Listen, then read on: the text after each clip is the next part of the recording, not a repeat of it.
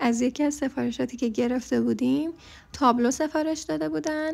بعد اینکه گرونترین تابلو رو انتخاب کردن با سایز بزرگ برای دوست پسرشون که بفرستن با شعر انتخابی که حالا اون شخص دوست داشته.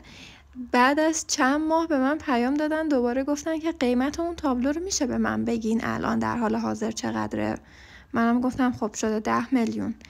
و اونجا بود که دیدم هی داره پیام میاد برام که وای چه کاری کردم، از دماغت بیاد، این چی بود؟